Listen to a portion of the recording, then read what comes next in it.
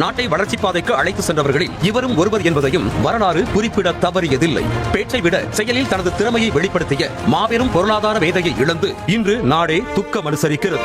பொருளாதாரத்தில் மேதையாக தன்னைத்தானே செதுக்கிக் கொண்ட மன்மோகன் சிங் 1971ஆம் ஆண்டு மத்திய வர்த்தக அமைச்சகத்தில் பொருளாதார ஆலோசகராக பணியை தொடங்கினார். தொடர்ந்து தலைமை பொருளாதார ஆலோசகர், நிதி அமைச்சக செயலாளர், திட்ட கமிஷனின் துணைத் தலைவர், இந்திய ரிசர்வ் வங்கியின் ஆளுநர், பிரதமரின் ஆலோசகர் மற்றும் பல்கலைக்கழக மானியக் குழுவின் தலைவர் ஆகிய பதவிகளையும் வகித்தார். அரசியல் பின்புலமின்றி சமூக பணியாற்றி வந்த மன்மோகன் சிங் 1991ஆம் ஆண்டு நரசிம்மராவ் ஆட்சியின் போது நிதியமைச்சராக பொறுப்பேற்றார். இந்திய வரலாற்றில் அரசியலில் இல்லாத ஒருவரான மன்மோகன் சிங் நிதியமைச்சராக பொறுப்பேற்றுக் கொண்ட நேரம் இந்தியா பொருளாதார நெருக்கடியில் சிக்கிக் கொண்டது. வெளிநாடுகளில் பெற்ற கடனுக்கான தவணையை கூட செலுத்த முடியாமல் தவித்தது. அப்போதுதான் உலகமயமாக்கல், தனியார் மயமாக்கல் மற்றும் தாராளமயமாக்கல் என்ற புதியதொரு பாதையை வகுத்து இந்திய பொருளாதாரத்தை நெருக்கடியில் இருந்து மீட்டு அசத்தினார் டாக்டர் மன்மோகன் சிங்.